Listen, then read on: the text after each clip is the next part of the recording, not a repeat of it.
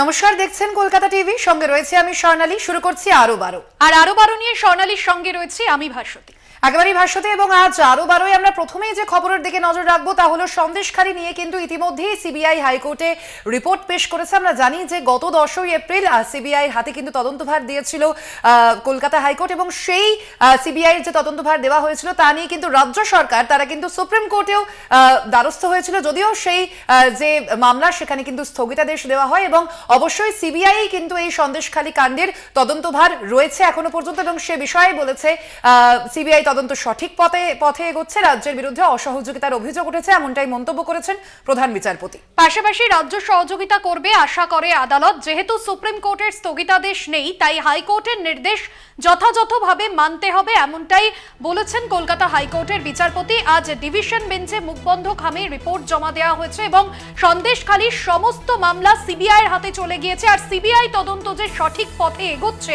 এমনটাই কলকাতা হাইকোর্টের আজ পর্যবেক্ষণ। একেবারেই ভাস্বতী, অর্থাৎ আমরা দেখেছি যে এর আগে সারা ফেব্রুয়ারি মাস জুড়ে কিন্তু একাধিক অভিযোগ সামনে এসেছে। মূলত যে অভিযোগ সামনে এসেছে জমি দখল নিয়ে, এবং জানিয়ে রাখি আপনাদের 900টিরও বেশি জমি দখলের অভিযোগ সামনে এসেছে, এবং সেই অভিযোগের প্রেক্ষিতেই কিন্তু 10ই এপ্রিল কলকাতা হাইকোর্ট যেমনটা নির্দেশ দিয়েছিল যে সিবিআই এই ঘটনার তদন্তভার নেবে, এবং সেই মতোই হাইকোর্টে আজ সিবিআইয়ের সন্দেশখালী রিপোর্ট পেশ। সিবিআই তদন্ত সঠিক পথে এগোচ্ছে। রাজ্যের বিরুদ্ধে কিছু অসহযোগিতার অভিযোগ করা হয়েছে, রাজ্য সহযোগিতা করবে এমনটাই আশা করে আদালত, এমনটাই জানানো হয়েছে কলকাতা হাইকোর্টের প্রধান বিচারপতি টি.এস. শিবজ্ঞানম এবং বিচারপতি হিরণময় ভট্টাচার্যের ডিভিশন বেঞ্চের তরফ থেকে এমনটাই নির্দেশ। কলকাতা হাইকোর্টের প্রধান বিচারপতির মন্তব্য, মানুষের মনে আস্থা বাড়াতে পদক্ষেপ করতে হবে সিবিআইকে, নিরাপত্তার বিষয় মাথায় রাখতে হবে সিবিআইকে, এমনটাই নির্দেশ, এমনটাই মন্তব্য করেছেন প্রধান বিচারপতি ডিভিশন বেঞ্চ। আজ তদন্তের রিপোর্ট জমা দিয়েছে সিবিআই, এবং সেখানে additional solicitor general Ashok Chakraborty তিনি বন্ধ খামে এই রিপোর্ট পেশ করেন কলকাতা হাইকোর্টের ডিভিশন বেঞ্চে, এবং একই সঙ্গে জানানো হয়েছে রাজ্যে জমি দখল করে নেওয়ার ঘটনায় হাইকোর্ট যে সিবিআই তদন্তের নির্দেশ দিয়েছিল, এবং তার বিরুদ্ধেও কিন্তু সুপ্রিম কোর্টে একটি লিভ পিটিশন দায়ের করা হয়েছে। একেবারেই ভাস্বতী, এবং তার পাশাপাশি আপনাদের যে খবরটি জানাচ্ছিলাম যে সুপ্রিম কোর্টে আজ কিন্তু সিবিআই তাদের রিপোর্ট পেশ করেছে সন্দেশখালী কাণ্ড নিয়ে, এবং সেখানেই যেমন বক্তব্য করেছেন প্রধান বিচারপতি যে যেহেতু সুপ্রিম কোর্টের স্থগিতাদেশ নেই, তাই হাইকোর্টের নির্দেশ যথাযথভাবে মানতে হবে, মানুষের মনে আস্থা বাড়াতে পদক্ষেপ করতে হবে, এবং পদক্ষেপ করতে হবে সিবিআইকে, পাশাপাশি নিরাপত্তার বিষয়ও মাথায় রাখতে হবে সিবিআইকে, এমনটাই মন্তব্য করেছেন হাইকোর্টের প্রধান বিচারপতি টি.এস. শিবজ্ঞানম এবং বিচারপতি হিরণময় ভট্টাচার্যের ডিভিশন বেঞ্চ। আপনাদের আরো একবার জানিয়ে রাখি, হাইকোর্টে সিবিআইয়ের সন্দেশখালী রিপোর্ট পেয়ে সিবিআই তদন্ত সঠিক পথে এগোচ্ছে, রাজ্যের বিরুদ্ধে অসহযোগিতার অভিযোগ, এমনটাই মন্তব্য করেছেন হাইকোর্টের প্রধান বিচারপতি। রাজ্য সহযোগিতা করবে এমনটাই আশা রাখে আদালত। যেহেতু সুপ্রিম কোর্টের স্থগিতাদেশ নেই, তাই হাইকোর্টের নির্দেশ যথাযথভাবে মানতে হবে, এমনটাই মন্তব্য করেছেন কলকাতা হাইকোর্টের প্রধান বিচারপতি। একদমই ভাস্বতী, আমরা যে খবরে নজর রেখেছি হাইকোর্টে এবার সিবিআইয়ের সন্দেশখালী রিপোর্ট পেশ, এবং সেখানে যেমনটা বলা হয়েছে সিবিআই তদন্ত সঠিক পথেই এগোচ্ছে। রিপোর্টে রাজ্যের বিরুদ্ধে কিছু অসহযোগিতার অভিযোগ উঠেছে, রাজ্য সহযোগিতা করবে এমনটাই আশা করে আদালত, এমনটাই জানানো হয়েছে প্রধান বিচারপতি টি.এস. শিবজ্ঞানম এবং বিচারপতি হিরণময় ভট্টাচার্যের ডিভিশন বেঞ্চের নির্দেশ এমনটাই। গত 5ই জানুয়ারি সন্দেশখালীতে যে ঘটনা ঘটেছে, এবং পরবর্তীতে সন্দেশখালীর সমস্ত ঘটনার তদন্তের দায়ভার যায় সিবিআইয়ের হাতে। বিজেপি নেতা রাহুল সিনহা এই মুহূর্তে আমাদের সঙ্গে টেলিফোন লাইনে রয়েছেন। রাহুল বাবু, যেমনটা কলকাতা হাইকোর্টের প্রধান বিচারপতি আর সিবিআই রিপোর্ট পেশের পর মন্তব্য করেছেন যে রাজ্য সহযোগিতা করবে এমনটা আশা রাখে আদালত, যদিও রাজ্যের বিরুদ্ধে অসহযোগিতার অভিযোগ রয়েছে, সুপ্রিম কোর্টের স্থগিতাদেশ নেই, তাই হাইকোর্টের নির্দেশ যথাযথভাবে মানতে হবে। কিভাবে দেখছেন কলকাতা হাইকোর্টের এই পর্যবেক্ষণকে আপনি? রাজ্য সরকার যেখানে কালপিট, সেখানে রাজ্য সরকার কি করে সহযোগিতা করবে? প্রধান বিচারপতি যেটা হওয়া উচিত সেটাই আশা করেছেন, কিন্তু আমি মনে করি এই আশা দুরাশা। তার কারণ এই রাজ্যে যা কিছু অনিয়ম, যা কিছু অরাজকতা, যা কিছু উগ্রপন্থা, সমস্ত কিছু তৃণমূলের আশ্রিত গুন্ডা মস্তানরা ঘটাচ্ছে, এবং তৃণমূল সরকারের সমর্থন পুরোপুরি তাদের উপরে আছে। নইলে মুখ্যমন্ত্রী শেখ শাহজাহানের মতো একজন অপরাধী, একজন দেশ বিরোধী স্মাগলারকে এইভাবে ঢালাও সার্টিফিকেট বিধানসভায় দাঁড়িয়ে দেন। অতএব তার থেকেই তো বোঝা যাচ্ছে যে কতটা রাজ্য সরকারের সাথে এই উশৃঙ্খল দুর্নীতিবাজ মহিলা অপমানকারীদের একদম যোগসাজগ রয়েছে। অতএব আমি মনে করি যা করতে হবে সিবিআই কেই করতে হবে। রাজ্য সরকার ধামাচাপা দেওয়া ছাড়া, বাধা সৃষ্টি করা ছাড়া রাজ্য সরকার কোন রকম সহযোগিতা করবে না। কিন্তু আমি মনে করি এই সহযোগিতা ব্যতি রেখে সত্যকে উদ্ঘাটন সিবিআই করে ছাড়বেই, কারণ সত্যকে আড়াল করা শেষ পর্যন্ত যায় না। অনেক ধন্যবাদ জানাবো আপনাকে। বিজেপি নেতা রাহুল সিনহা ছিলেন আমাদের সঙ্গে ফোন লাইনে। একদমই ভাস্বতী, আমরা আজ যে খবরের দিকে এই মুহূর্তে নজর রেখেছি, হাইকোর্টে এবার সিবিআইয়ের সন্দেশখালী রিপোর্ট পেশ। সিবিআই তদন্ত সঠিক পথেই এগোচ্ছে। রিপোর্টে রাজ্যের বিরুদ্ধে কিছু অসহযোগিতার অভিযোগ সামনে আসছে, রাজ্য সহযোগিতা করবে এমনটাই আশা করে আদালত, এমনটাই জানিয়েছেন কলকাতা হাইকোর্টের প্রধান বিচারপতি টি.এস. শিবজ্ঞানম এবং বিচারপতি হিরণময় ভট্টাচার্যের ডিভিশন বেঞ্চ। এবং সন্দেশখালীতে যে ঘটনাক্রম ঘটেছে, একের পর এক যে অভিযোগ সামনে এসেছে, আমরা দেখেছিলাম 5ই জানুয়ারি যে সন্দেশখালী রাজ্য রাজনীতিতে আলোড়ন তৈরি করে এবং সেখানে ইডি আধিকারিকদের ওপর হামলা এবং পরবর্তীতে জমি দখল, নারী নির্যাতন সহ যে একাধিক অভিযোগ সামনে এসেছিল, সেই অভিযোগ সমস্ত তদন্ত কলকাতা হাইকোর্টের নির্দেশে যায় কেন্দ্রীয় তদন্তকারী সংস্থা সিবিআইয়ের হাতে। এবং প্রায় প্রতিদিনই সিবিআই আধিকারিকরা তারা যেরকম যাচ্ছেন, গ্রামবাসীদের সঙ্গে কথা বলছেন, জিজ্ঞাসাবাদ করছেন। আর এবার কলকাতা হাইকোর্টে মুখবন্ধখামে রিপোর্ট পেশ করা হয়েছে প্রধান বিচারপতির ডিভিশন বেঞ্চে, এবং যেখানে কলকাতা হাইকোর্টের প্রধান বিচারপতি তিনি বলেছেন যে মানুষের মনে আস্থা বাড়াতেই পদক্ষেপ সিবিআইকে করতে হবে, পাশাপাশি নিরাপত্তার বিষয়টাও সিবিআইকে মাথায় রাখতে হবে। একদমই ভাস্বতী, এই খবরের দিকে আমাদের নজর রয়েছে।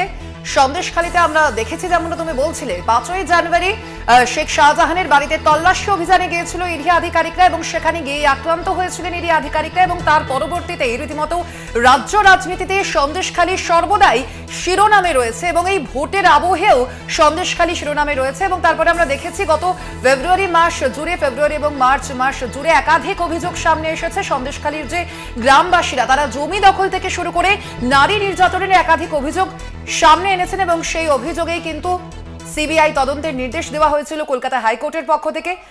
এ বিষয়ে আমরা কথা বলবো। তৃণমূল নেতার শান্তনু সেন রয়েছেন ফোন লাইনে আমাদের সঙ্গে। শান্তনুবাবু, আপনাকে স্বাগত জানাই কলকাতা টিভিতে। শান্তনুবাবু, এবার সন্দেশখালীর প্রসঙ্গে রিপোর্ট পেশ করলো সিবিআই কলকাতা হাইকোর্টে এবং সেখানেই প্রধান বিচারপতির এমন মন্তব্য যে সিবিআই তদন্ত সঠিক পথেই এগোচ্ছে। রিপোর্টে রাজ্যের বিরুদ্ধে কিছু অসহযোগিতার অভিযোগ রয়েছে, রাজ্য সহযোগিতা করবে এমনটাই আশা করে আদালত। আপনার প্রাথমিক প্রতিক্রিয়া জানতে চাইব। রাজ্য সহযোগিতা করছে বলেই শেখ শাহজাহান বা শিবু হাজরা বা উত্তম সর্দার তারা এই রাজ্যের শাসক দলের নির্বাচিত জনপ্রতিনিধি বা পদাধিকারী হওয়া সত্ত্বেও তাদেরকে রাজ্য সরকারের পুলিশই অ্যারেস্ট করেছে। এটা মাথায় রাখার প্রয়োজন আছে। অন্যদিকে সন্দেশখালী নিয়ে বিজেপির অতি সক্রিয়তা এবং অতি নাটকীয়তা, সেটা ইতিমধ্যে সবার কাছে জলের মতো পরিষ্কার হয়ে গেছে। ধন্যবাদ আপনাকে শান্তনুবাবু আমাদের সঙ্গে কথা বলার জন্য। আপনাদের আবারও জানিয়ে রাখি, আজ সন্দেশখালী কাণ্ডে সিবিআই রিপোর্ট পেশ করে কলকাতা হাইকোর্টে। আপনাদের জানিয়ে রাখি, গত 10ই এপ্রিল আমরা দেখেছি কলকাতা হাইকোর্টের যে নির্দেশ ছিল সেই নির্দেশ ক্রমেই কিন্তু সিবিআই এই সন্দেশখালী কাণ্ডের তদন্তভার পেয়েছিল এবং আপনাদের যেমনটা জানাচ্ছিলাম যে সন্দেশখালীর ক্ষেত্রে কিন্তু 900টিরও বেশি অভিযোগ পড়েছে জমি দখলকে কেন্দ্র করে, এবং সেই ঘটনাকে কেন্দ্র করে কিন্তু সিবিআই তার তদন্ত চালিয়ে যাচ্ছে এবং সে প্রসঙ্গেই আজ কলকাতা হাইকোর্টের প্রধান বিচারপতি তার যেমনটা মন্তব্য যে সিবিআই তদন্ত সঠিক পথেই এগোচ্ছে। রিপোর্টে রাজ্যের কিছু অসহযোগিতার অভিযোগ সামনে এসেছে এমনটাই জানিয়েছেন প্রধান বিচারপতি টি.এস. শিবজ্ঞানম এবং বিচারপতি হিরণময় ভট্টাচার্যের ডিভিশন বেঞ্চের এমনটাই মন্তব্য একেবারে। এবং তৃণমূল নেতা শান্তনু সেন তিনি যেরকম প্রতিক্রিয়া দিলেন যে রাজ্য পুলিশের তৎপরতায় কিন্তু শেখ শাহজাহান তিনি গ্রেফতার হয়েছিলেন, সেক্ষেত্রে রাজ্য পুলিশ এবং রাজ্যের সহযোগিতা না ছাড়া সিবিআই তদন্ত সঠিক পথে এগোতে পারে না, এমনটাই কিন্তু প্রতিক্রিয়া দিলেন শান্তনু সেন। এবং যে জায়গায় আমরা দেখেছিলাম তৃণমূল নেতা শেখ শাহজাহান, তাকে কিন্তু প্রথমে রাজ্য পুলিশ গ্রেফতার করে এবং তাকে গ্রেফতার করতে যেরকম বেগ পেতে হয়েছিল, এবং পরবর্তীতে আমরা দেখি যে রাজ্য পুলিশের যে টিম তারাই কিন্তু সিআইডির যে টিম তারাই কিন্তু একেবারে কেন্দ্রীয় তদন্তকারী সংস্থার হাতে শেখ শাহজাহানকে তুলে দেয়। এই মুহূর্তে আমাদের সঙ্গে টেলিফোন লাইনে রয়েছেন কংগ্রেস নেতা সৌম্য আইচ রায়। সৌম্যবাবু, আজ কলকাতা হাইকোর্টে সিবিআই সন্দেশখালী নিয়ে রিপোর্ট পেশ করেছে এবং যেখানে সিবিআইয়ের তরফে যে বক্তব্য, যে সিবিআই তদন্ত সঠিক পথে এগোচ্ছে, যে বিষয় বক্তব্য বলেছেন প্রধান বিচারপতি, পাশাপাশি তিনি বলেছেন যে রাজ্য সহযোগিতা করবে এমনটা আশা করে আদালত, কারণ সুপ্রিম কোর্টে যেহেতু কোনো স্থগিতাদেশ নেই। আপনার প্রতিক্রিয়া?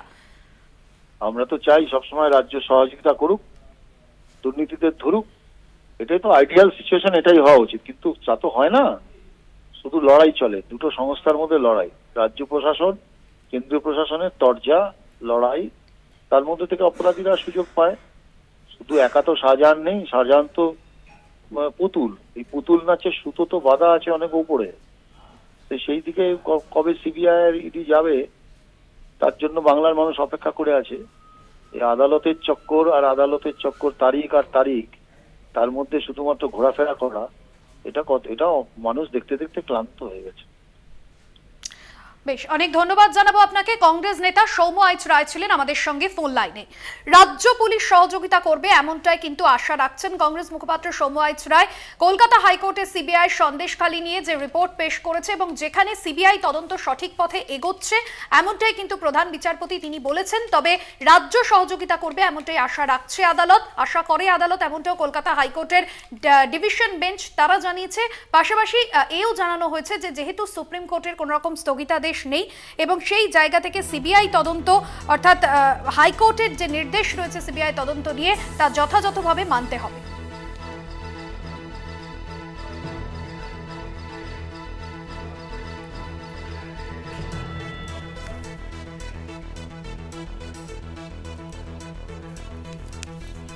আপনাদের আবারও জানিয়ে রাখি, হাইকোর্টে সিবিআইয়ের সন্দেশখালী রিপোর্ট পেশ, সিবিআই তদন্ত সঠিক পথে এগোচ্ছে। রিপোর্টে রাজ্যের বিরুদ্ধে কিছু অসহযোগিতার অভিযোগ সামনে আসছে, রাজ্য সহযোগিতা করবে আশা করে আদালত, এমনটাই জানানো হয়েছে।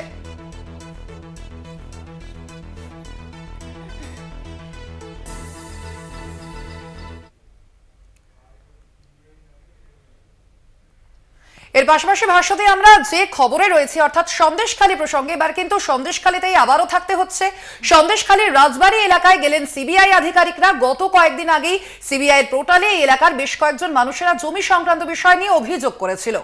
একদমই, এবং সেই অভিযোগের তদন্ত করতে সিবিআইয়ের আধিকারিকরা তারা সেই এলাকায় যান। অভিযোগকারী অরুণ নস্কর, রাজু নস্কর এবং প্রতাপ নস্করের সঙ্গে কথা বলেন সিবিআই আধিকারিকরা। একেবারেই ভাষ্যতেই আমরা দেখেছি এর আগে একাধিকবার সিবিআইয়ের যে আধিকারিকরা তারা কিন্তু একাধিকবার সন্দেশখালীতে গিয়েছেন এবং সাধারণ মানুষের সঙ্গে কথা বলেছেন, তাদের অভাব অভিযোগ শুনেছেন। এবং যেমনটা আপনাদের জানাচ্ছিলাম যে সিবিআইয়ের যে পোর্টাল, সেই পোর্টালে কিন্তু এলাকার বেশ কয়েকজন মানুষ তারা কিন্তু জমি সংক্রান্ত বিষয় নিয়ে অভিযোগ করেছেন এবং সেই অভিযোগের তদন্ত করতেই সিবিআই আধিকারিকরা এলাকায় যান। এই বিষয়ে আমরা আরো বিস্তারিত জানবো। সরাসরি সন্দেশখালী থেকে রয়েছেন আমাদের প্রতিনিধি সঞ্জিত চক্রবর্তী। সঞ্জিত, আমরা যেমনটা দেখেছি যে এর আগেও একাধিকবার সিবিআই আধিকারিকরা তারা সন্দেশখালীতে গিয়েছেন এবং সেখানে গিয়ে সাধারণ মানুষের সঙ্গে কথা বলেছেন। সেক্ষেত্রে আজ কোন কোন সূত্র ধরে মূলত সিবিআই আধিকারিকরা তারা সন্দেশখালী পৌঁছলেন, কি জানা যাচ্ছে?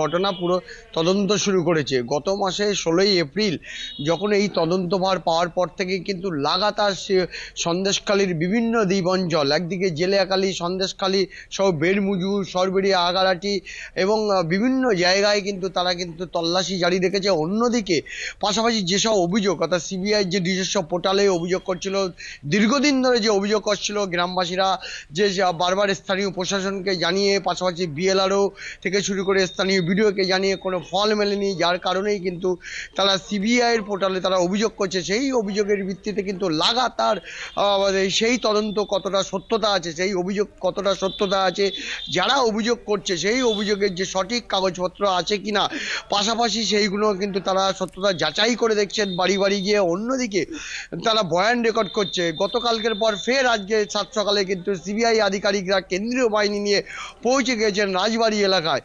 রাজবাড়ী রাজবাড়ি এলাকা থেকে শুরু করে ডুগরিপাড়া অর্থাৎ সরবেরিয়া আগারাটি গ্রাম পঞ্চায়েতের ডুগরিপাড়া এবং রাজবাড়ি এলাকায় কিন্তু একাধিক যে অভিযোগ উঠছিল যে জমি দখল করে জমির চরিত্র বদল করে নেওয়া হচ্ছিল শেখ শাহজাহানের ঘনিষ্ঠর বিরুদ্ধে যে মিজানুর রহমান তার বিরুদ্ধে যে মূলত অভিযোগ সেই অভিযোগ খতিয়ে দেখতে কিন্তু একদম আসলে কিন্তু সিবিআই ইতিমধ্যে রাজবাড়ি যে রাজু নস্কর সহ একাধিক বাড়িতে গিয়ে তারা গ্রামবাসীদের সঙ্গে কথা বলেন, তাদের অভিযোগের যে সত্যতা কতটা আছে সেটাও দেখছেন। কিন্তু প্রশ্ন হচ্ছে ইতিমধ্যে তুমি জানো ডুগরিপাড়ার ফজল আলী মোল্লা, কাবিল মোল্লা তারাও কিন্তু অভিযোগ করেছে, কিন্তু প্রশ্ন এখানটা উঠছে যে সন্দেশখালীর যে ভৌগোলিক মানচিত্র বিভিন্ন নদীমাতৃক এলাকা রয়েছে এখানে জমির হাতবদল হয়, বিশেষ করে একদমই সঞ্জিত অর্থাৎ আমরা বুঝতে পারছি যে একের পর এক কিন্তু জমি দখল সংক্রান্ত অভিযোগ আরো সামনে আসছে সিবিআই এর সামনে এবং সেই সংক্রান্ত বিষয়ে কিন্তু সিবিআই এর আধিকারিকরা আজ সন্দেশখালীতে পৌঁছেছেন।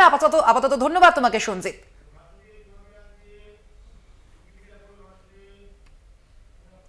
পাশাপাশি যে খবরে স্বর্ণালী নজর রাখবো, মনোনয়ন জমা দেওয়ার আগে রক্তদান শিবিরে রক্তদান করলেন ঘাটাল লোকসভা কেন্দ্রের তৃণমূল কংগ্রেসের প্রার্থী তথা অভিনেতা দেব।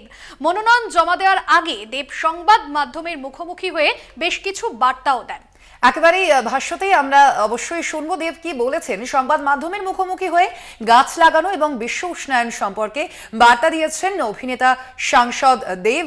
তিনি ঘাটালের এবারের তৃণমূল প্রার্থী। আপনারা যে ছবি দেখছেন রক্তদান শিবিরে যোগদান করেছিলেন ঘাটালের তৃণমূল প্রার্থী দেব এবং আপনারা দেখছেন সেই ছবি।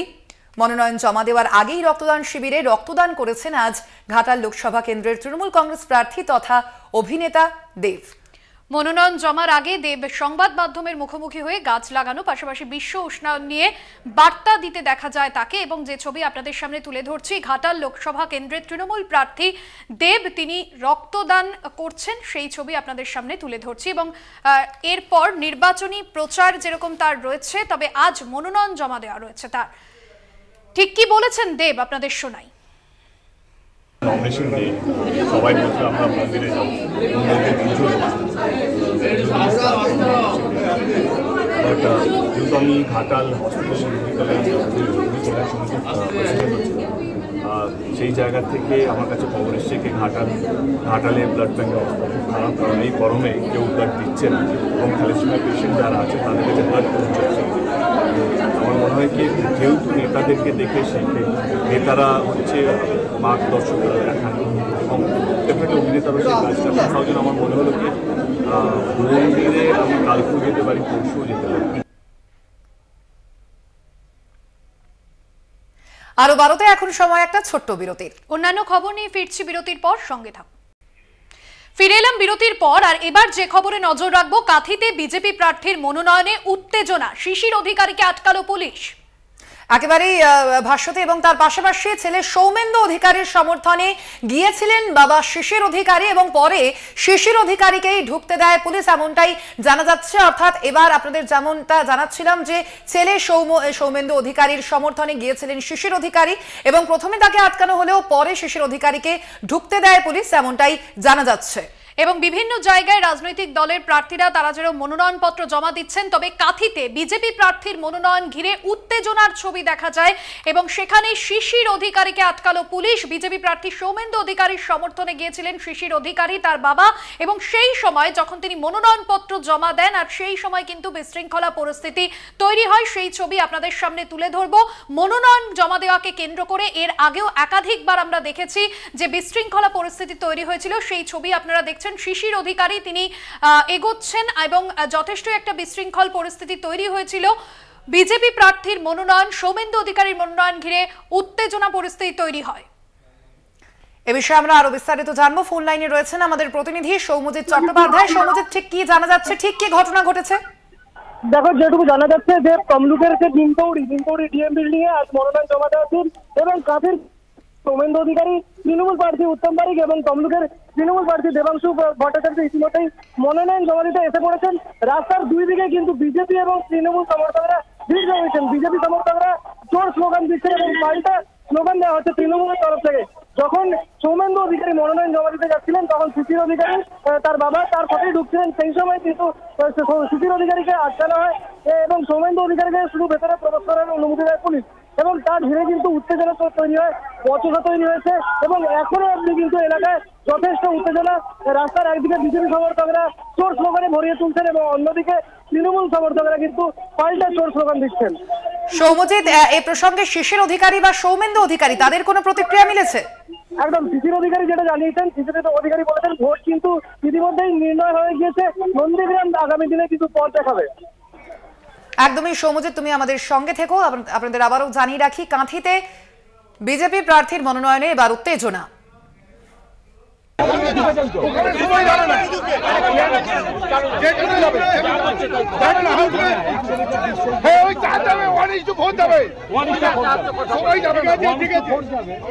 অন্য কেউ চলে না দাদা, ঢোকে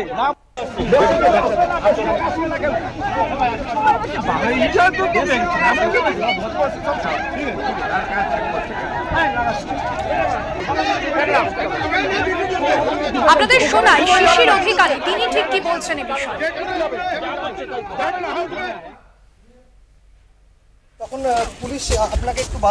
কে পুলিশ, কোন পুলিশ কিছু চিনি না বাবু, জানি না কে কি বলছে, তাও আর কানে ঢোকেনি। আমি রাস্তা পেয়েছি, চলে এসেছি। ছেলে মনোনয়ন জমা দিবে, আমি তার প্রস্তাবক হতে পারি, একজন সাধারণ ভোটার। আমার ভোটার যে কাজ, সে কাজ করব। ছেলে দাঁড়িয়েছে, নিশ্চয়ই তার জন্য ভোটটা দিতে হবে, ভোট দিব। ওসব ফল ডিসাইডেড হয়ে গেছে, নন্দীগ্রাম যা বলে দিয়েছে এইটি হবে। আপনাদের শোনালাম শিশির অধিকারীর কি প্রতিক্রিয়া। আপনাদের আবারও জানিয়ে রাখি, কাঁথিতে বিজেপি প্রার্থীর মনোনয়নে এবার উত্তেজনা। শিশির অধিকারীকে আটকানো হয় এমনটাই অভিযোগ করা হয়েছে। কাঁথির ফল নির্ধারিত হয়ে গিয়েছে এমনটাই মন্তব্য করেছেন শিশির অধিকারী। তার পাশাপাশি আরো মন্তব্য তার, নন্দীগ্রাম যা বলে দিয়েছে তাই হবে এমনটাই মন্তব্য করেছেন শিশির অধিকারী। এই মুহূর্তে আমাদের সঙ্গে টেলিফোন লাইনে রয়েছেন তৃণমূল নেতা জয়প্রকাশ মজুমদার। জয়প্রকাশ বাবু, শিশির অধিকারী তিনি যেমনটা দেখলাম যে আজকে বিজেপি প্রার্থীর মনোনয়ন, সৌমেন্দু অধিকারীর মনোনয়নে তাকে বাধা দেওয়া হয় এবং একটা বিশৃঙ্খল পরিস্থিতি তৈরি হয়, ঠিক কিভাবে দেখছেন? এবং তিনি যে মন্তব্য করেছেন কাঁথির ফল নির্ধারিত হয়ে গিয়েছে, এই মন্তব্যে আপনার কি প্রতিক্রিয়া? শিশির বাবুকে বাধা দেওয়া হয়েছে ইলেকশন কমিশনের তরফ থেকে। ইলেকশন কমিশনের কিছু নিয়ম কানুন আছে, এটা নরেন্দ্র মোদী কিংবা শুভেন্দু অধিকারীর জমিদারির নিয়ম নয়, এটা নির্বাচন কমিশনের নিয়ম। সেই জন্য শিশির বাবু যা ইচ্ছে তাই করবেন। কাঁথি আমার জমিদারি, এই যে মনোভাব এবার ত্যাগ করা দরকার। তাই জন্যই পুলিশ আটকে ছিল নির্বাচন কমিশনের নির্দেশে। সব থেকে বড় কথা, তিনি যে মন্তব্য করেছেন যে কাঁথির ফল নির্ধারিত হয়ে গেছে, নন্দীগ্রামে যা হয়েছিল তাই হবে। নন্দীগ্রামের যে প্রসেসে, যে পদ্ধতিতে ইলেকশন জয়লাভ, সেটাই কি উনি ইঙ্গিত করেছেন যে এখানেও অনেক কায়দা করা হবে? যেটা শুভেন্দু অধিকারী আমাকে বলেছিলেন অনেক কায়দা করে জিততে হয়েছে। তো সেই রকমই কায়দার প্রস্তুতি কি তাহলে সম্পূর্ণ হয়েছে? শিশির বাবুরা এইসব কায়দাতে খুব পারঙ্গম। সে লোডশেডিংই বলুন, কেন্দ্রীয় বাহিনীকে হাত করে নেওয়া, কিংবা ছাপ্পা ভোট, এইসব কায়দা কি তারা সম্পূর্ণ করে ফেলেছেন? তাই জন্য বলছেন নির্ধারিত হয়ে গেছে। মানুষের ওপর আস্থা নেই, জনতা জনার্দন, জনতাই শেষ কথা বলবে আমরা বলি। আর সেক্ষেত্রে শিশির অধিকারী বলেছে জনতাকে মারো গুলি, আমরাই যা ভোটের ফলাফল আমরাই ঠিক করে নিয়েছি। সুতরাং এতেই বোঝা যাচ্ছে যে ভোটের জন্য তারা সাংঘাতিকভাবে যেসবগুলো বেআইনি নিয়ম কানুন সেগুলো আবার করতে চলেছে। শুভেন্দু অধিকারীর সেই বিখ্যাত উক্তি, অনেক কায়দা করে জিততে হয়েছে নন্দীগ্রাম বিধানসভার নির্বাচন, ওই কায়দাগুলি আবার নতুন করে এরা প্রয়োগ করবে বলে আমার মনে হচ্ছে শিশিরবাবু তারই ইঙ্গিত দিয়েছেন। অনেক ধন্যবাদ জানাবো আপনাকে। তৃণমূল নেতা জয়প্রকাশ মজুমদার ছিলেন আমাদের সঙ্গে ফোন লাইনে।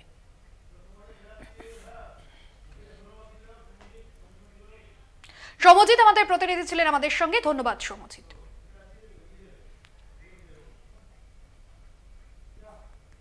আরো 12তে এখন সময় আরো একটা ছোট্ট বিরতির। ফিরছি বিরতির পর, সঙ্গে থাকুন।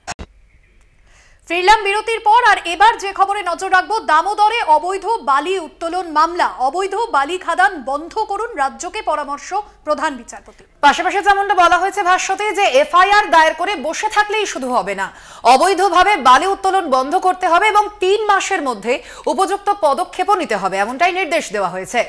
একদমই, এবং 3 মাসের মধ্যে এই অবৈধ বালি খাদান বন্ধ করতে হবে, পুলিশকে উপযুক্ত পদক্ষেপ নিতে হবে, এমনটাই কলকাতা হাইকোর্টের প্রধান বিচারপতির নির্দেশ। এবং প্রকাশ্য দিবালোকে দামোদরে যেভাবে বালি উত্তোলন করা হয় সেই বিষয় নিয়ে সেই মামলা পৌঁছলো কলকাতা হাইকোর্টে এবং যেখানে বলা হয়েছে অবৈধ বালি খাদান বন্ধ করুন, এমনটাই কলকাতা হাইকোর্টের প্রধান বিচারপতির পর্যবেক্ষণ।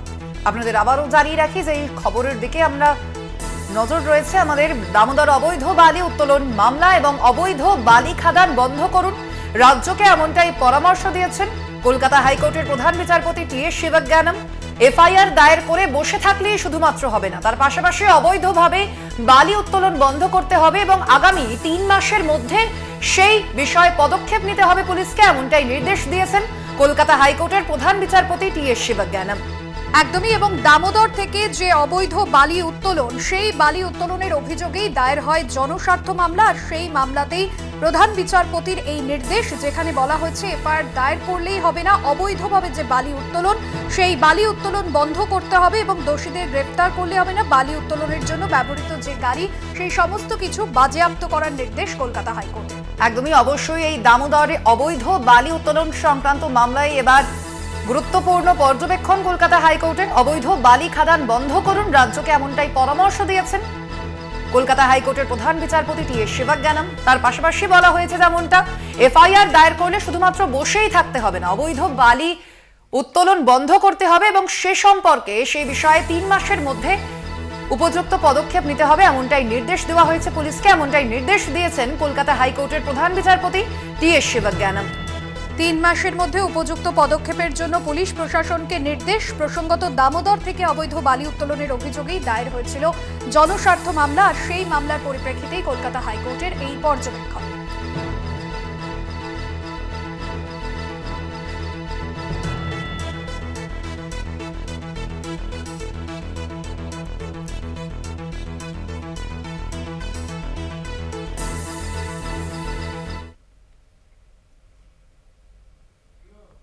ভাষাতে এবার আমরা যে খবরের দিকে নজর রাখবো, নারকেলডাঙ্গা এলাকায় অচৈতন্য অবস্থায় যুবকের দেহ উদ্ধার হয়েছে। এনআরএস হাসপাতালে নিয়ে গেলে মৃত বলে তাকে ঘোষণা করেছে চিকিৎসকেরা। শরীরে একাধিক আঘাতের চিহ্ন মিলেছে এবং তাকে যখন হাসপাতালে নিয়ে যাওয়া হয় মৃত বলে ঘোষণা করা হয়। নারকেলডাঙ্গায় অচৈতন্য অবস্থায় যুবকের দেহ উদ্ধার ঘিরে ইতিমধ্যেই চাঞ্চল্য তৈরি হয়েছে। এনআরএস হাসপাতালে নিয়ে গেলে মৃত বলে ঘোষণা করেন চিকিৎসকরা। একেবারে এই ভাষ্যতে যে খবরের দিকে আমাদের নজর রয়েছে, নারকেলডাঙ্গায় এবার এক অচৈতন্য যুবকের দেহ উদ্ধার হয়েছে এবং এনআরএস হাসপাতালে নিয়ে গেলে তাকে মৃত বলে ঘোষণা করে চিকিৎসকেরা। এই বিষয়ে আমরা আরো বিস্তারিত জানবো। ফোন লাইনে রয়েছেন আমাদের প্রতিনিধি রিয়া মাঝি। রিয়া, কি জানা যাচ্ছে এখনো পর্যন্ত হাসপাতাল কর্তৃপক্ষ সূত্রে কি ভাবে এই যুবকের মৃত্যু হয়েছে? দেখো, ইমামউদ্দিন আনসারি বলে 36 বছরের এক যুবক, এবং তাকে যখন এই ব্যক্তি বা এই যুবককে যখন আজকে সকালে অচৈতন্য অবস্থায় নারকেলডাঙ্গা এলাকারই কাইসার স্ট্রিট বলে একটি জায়গাতে তাকে পড়ে থাকতে দেখা যায় অচৈতন্য অবস্থায়, এবং তাকে পুলিশের তরফেই তাকে এনআরএস হসপিটালে নিয়ে গেলে তাকে মৃত বলে ঘোষণা করা হয়। এবং যেটা দেখা যায় যে একাধিক এক্সটার্নাল ইনজিউরি রয়েছে এবং যেখানে দেখা যাচ্ছে যে স্ট্যাব করা হয়েছে তাকে, অর্থাৎ ছুরি দিয়ে বা কোনো এরকম ধারালো অস্ত্র দিয়ে কোপানো হয়েছে বলে এমনটাই দেখা যাচ্ছে। এবং ইতিমধ্যেই ইনকোয়েস্ট করা হয়েছে, তারপরে তার দেহ পিএম এর জন্য অর্থাৎ পোস্টমর্টমের জন্য পাঠানো হয়েছে। তবে ঘটনাস্থলে যায় লালবাজারের হোমিসাইড শাখা, তারা যায় এবং এখানে যখন তারা প্রিলিমিনারি ইনভেস্টিগেশন চালাচ্ছিল তখনই তারা জানতে পারে যে ইমামউদ্দিন আনসারি এবং তার দলবলের সঙ্গে অপর একটি দলবলের তাদের ঝামেলা ছিল, এবং সেই প্রতিশোধ নিতেই যখন এই ইমামউদ্দিন আনসারিকে তারা একা দেখতে পায় সেই সময়ই তাকে তার উপরে চড়াও হয় এবং তাকে তার উপরে আঘাত করে, এবং তার ফলেই কিন্তু সে অচৈতন্য হয়ে পড়ে যায় এবং তারপর ফলেই তার মৃত্যু হয় বলে এমনটাই পুলিশ সূত্রে জানা যাচ্ছে। তবে ইতিমধ্যেই কিন্তু তারা সিসিটিভি ফুটেজ খতিয়ে দেখছে, কারণ ওপর যে দল বা দলবল যারা এই ইমামউদ্দিনের ওপরে যারা চড়াও হয়েছিল, সেই যে দলবলে যারা ছিল তারা কারা, এই বিষয়টা তারা খতিয়ে দেখছে পুলিশের তরফ থেকে, এবং একাধিক সিসিটিভি ফুটেজ খতিয়ে দেখা হচ্ছে যে কখন বা কিভাবে তাকে মারা হয়েছে, অন্য কোথাও মেরে এখানে ফেলে রেখে গেছে নাকি এখানেই মারা হয়েছে, এবং যদি এখানে মারা হয় তাহলে স্থানীয় বাসিন্দারা তারা আওয়াজ পেলেন না কেন, তারা জানলেন না কেন, কারণ যেখানে মারা হয়েছে যথেষ্ট কনজেস্টেড এরিয়া, এবং আশেপাশে যারা বাসিন্দা তাদেরকেও কিন্তু ইতিমধ্যে পুলিশের তরফ থেকে জিজ্ঞাসাবাদ করা হচ্ছে। অর্থাৎ রিয়া, একেবারে এই বিষয়ে এখনো পর্যন্ত পুলিশ তদন্ত শুরু করেছে। ধন্যবাদ তোমাকে রিয়া। আমাদের সঙ্গে ছিলেন আমাদের প্রতিনিধি রিয়া মাঝি।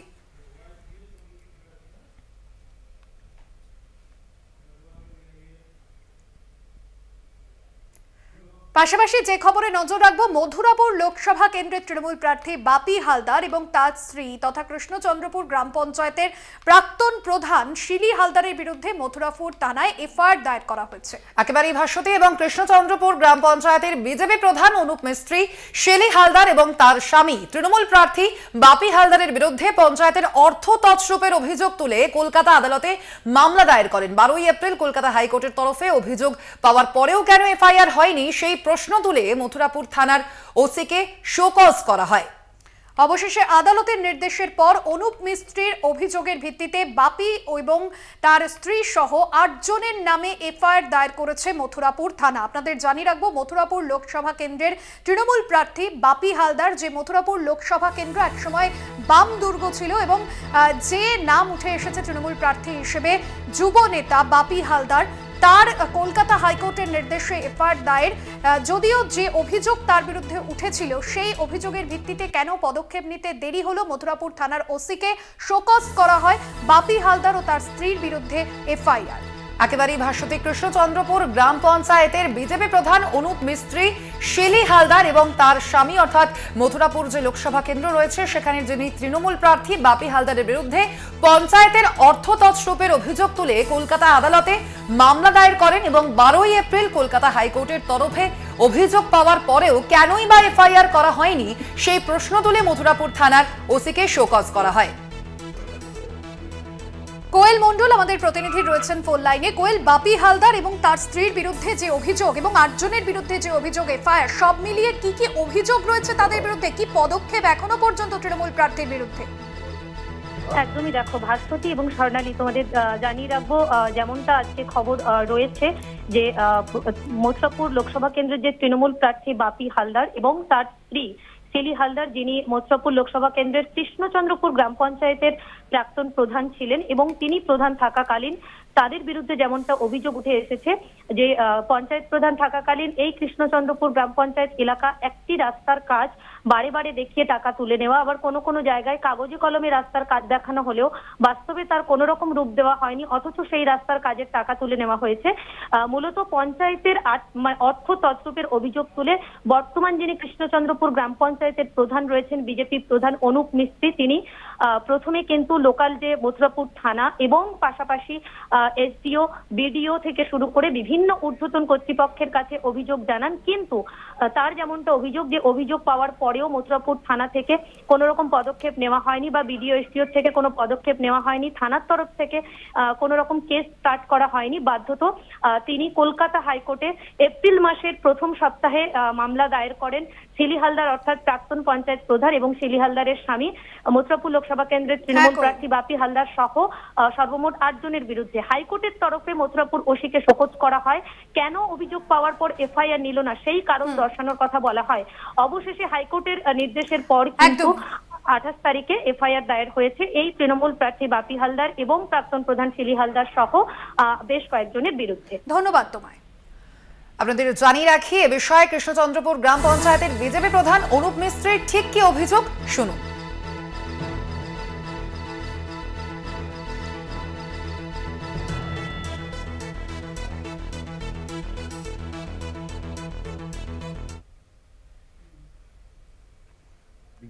বিগত দিনে আমি দেখেছি কৃষ্ণচন্দ্রপুর পঞ্চায়েতে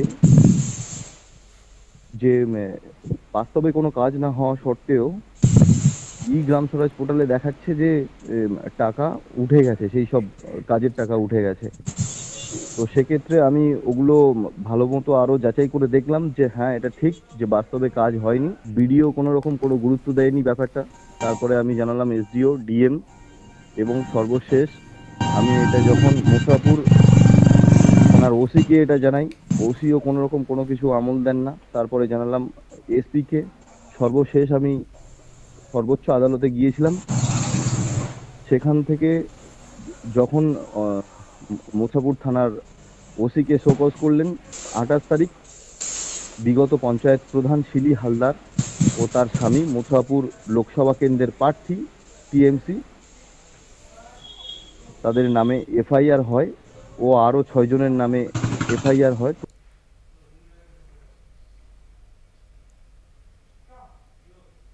আর এবার যে খবরে নজর রাখবো, মেদিনীপুর জেলা শাসকের অফিসে মনোনয়ন জমা দিলেন ঘাটালের তৃণমূল প্রার্থী দেব। মনোনয়ন দেওয়ার আগে রক্তদান শিবিরে রক্তদান করেন দেব।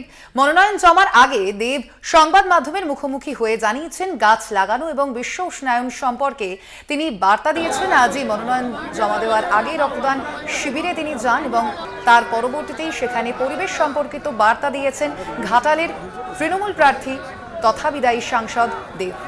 একদমই তাই, এবং সেই ছবি আপনাদের সামনে তুলে ধরছি। ঘাটালের তৃণমূল প্রার্থী দেব তিনি যেরকম মনোনয়ন জমা দিয়েছেন তৃণমূল কর্মী সমর্থকদের সঙ্গে নিয়ে মেদিনীপুর জেলা শাসকের অফিসে মনোনয়ন জমা দিলেন ঘাটালের তৃণমূল প্রার্থী অভিনেতা সাংসদ বিদায়ী সাংসদ দেব। সেই ছবি আপনাদের সামনে তুলে ধরছি। পাশাপাশি মনোনয়ন জমা দেওয়ার আগে দেব রক্তদান শিবিরে যোগদান করেন এবং সেখানেও বিশ্ব উষ্ণায়ন গাছ লাগানো নিয়ে একাধিক বার্তা তিনি দেন। একেবারেই ভাষ্যটি আপনাদের জানিয়ে রাখি যে 25শে মে 7ম দফায় ভোট রয়েছে, মাফ করবেন, 25শে মে 6ষ্ঠ দফায় ভোট রয়েছে ঘাটাল লোকসভা কেন্দ্রে এবং তার আগেই এবার মেদিনীপুর জেলা শাসকের অফিসে মনোনয়ন জমা দিলেন ঘাটালের তৃণমূল প্রার্থী দেব। মনোনয়ন দেওয়ার আগে রক্তদান শিবিরে রক্তদান করেন দেব। মনোনয়ন জমা দেওয়ার আগে দেব সংবাদ মাধ্যমের মুখোমুখি হয়ে পরিবেশ নিয়ে বার্তাও দিয়েছেন।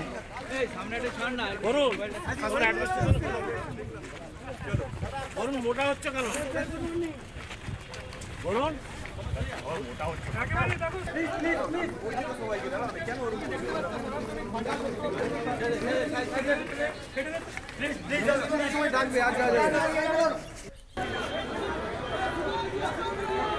মেদিনীপুর জেলা শাসকের অফিসে মনোনয়ন জমা দিয়েছেন আজ ঘাটালের তৃণমূল প্রার্থী দেব। আপনারা সেই ছবি দেখতে পাচ্ছেন কলকাতা টিভির স্ক্রিনে।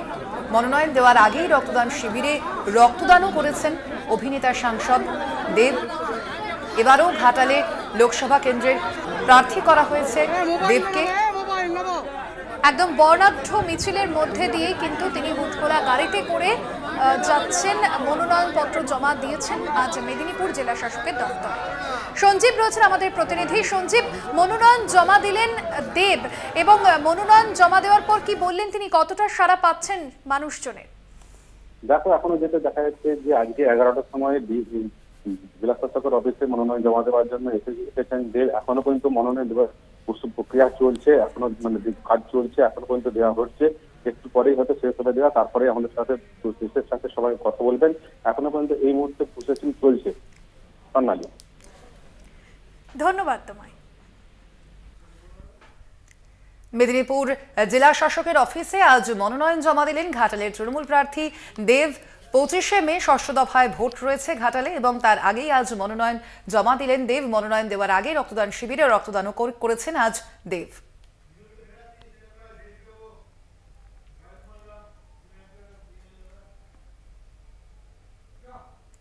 আরো এখন সময় আরো একটা বিরতির। ফিরছি বিরতির পর, সঙ্গে থাকুন। ফিরে এলাম বিরতির পর। দেখছেন আরো এই মুহূর্তে আমরা যে খবরের দিকে নজর রাখবো, আমাদের সকাল থেকেই আজ মাধ্যমিক পরীক্ষা এবং তার ফলাফলের দিকে নজর ছিল এবং সেই মতোই কিন্তু আপনাদের জানিয়ে রাখি আজই পরীক্ষার্থীদের জীবনের সব থেকে প্রথম যে বড় পরীক্ষা মাধ্যমিক, তার কিন্তু ফলাফল ইতিমধ্যেই প্রকাশিত হয়েছে এবং সেখানেই দেখা যাচ্ছে যে 10ম স্থান অধিকার করেছে জঙ্গলমহলের একমাত্র কৃতি ছাত্র সৌম্যদীপ মণ্ডল। একদমই, এবং তার রাজ্যের মধ্যে 10ম স্থান অধিকার করেছে সৌম্যদীপ এবং সৌম্যদীপের প্রাপ্ত নম্বর 684, জঙ্গলমহলের একমাত্র কৃতি ছাত্র সৌম্যদীপ।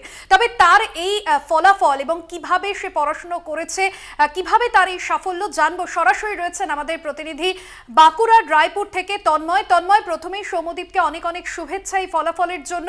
কি বলছে সৌম্যদীপ, এই যে কঠোর পরিশ্রমের মধ্যে দিয়ে, অধ্যাবসায়ের মধ্যে দিয়ে এই ফলাফল কতটা চ্যালেঞ্জিং ছিল, কি বলছে সে?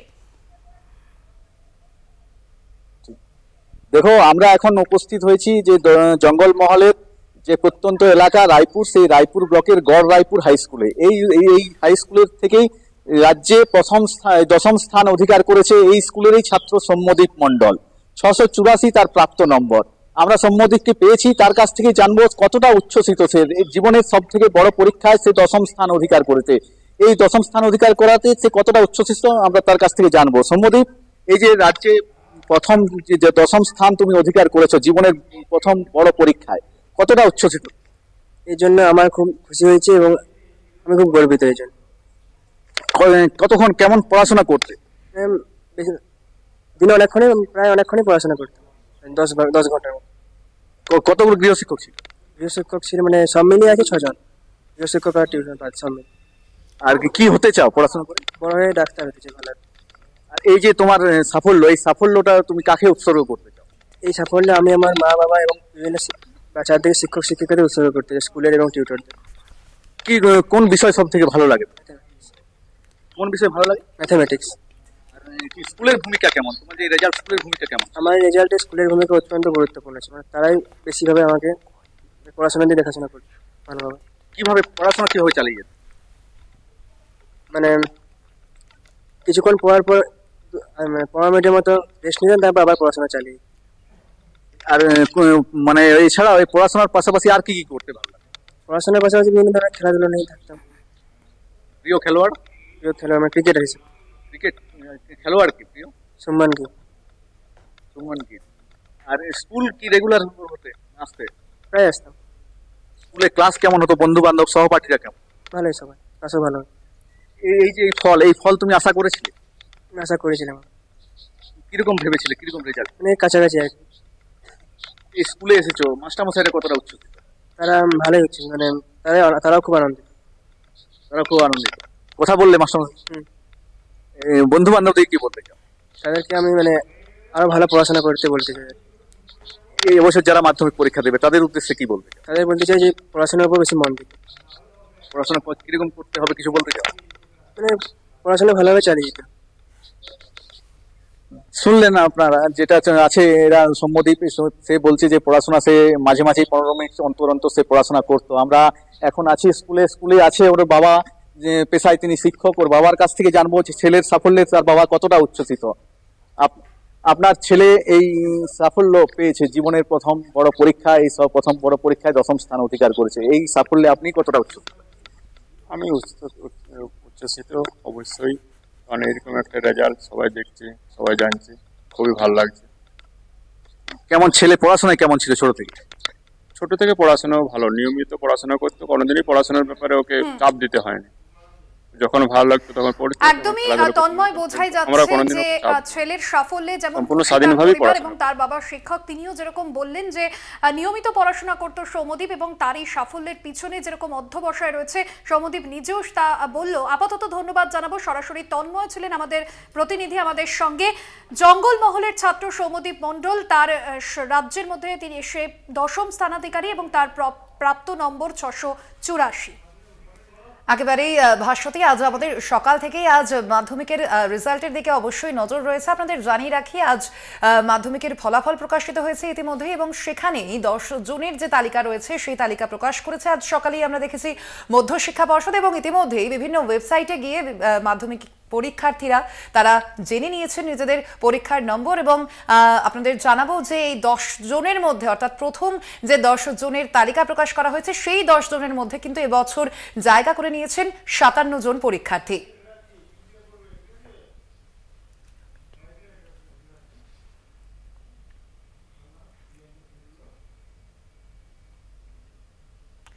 আর এবার আবহাওয়ার খবরের দিকে নজর রাখবো। তীব্র গরম সঙ্গে দোসর তাপপ্রবাহ। কলকাতায় তাপমাত্রা নয়া রেকর্ড 43 ডিগ্রি সেলসিয়াস।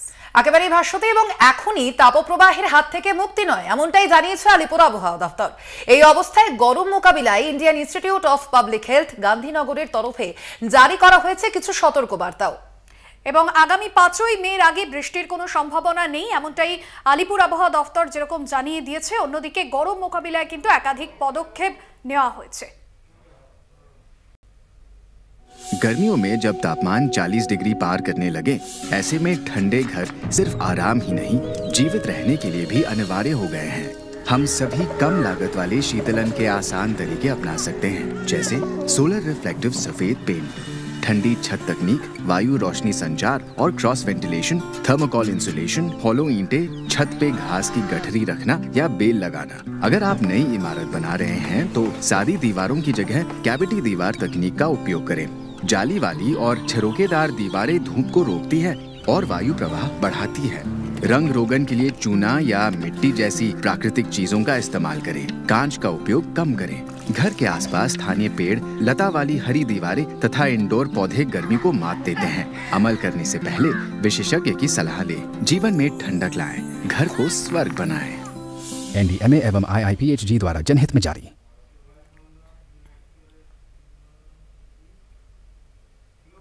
আরো 12 আজ এ পর্যন্তই। অন্যান্য আরো খবরের জন্য দেখতে থাকুন কলকাতা টিভি রাত দিন 7 দিন।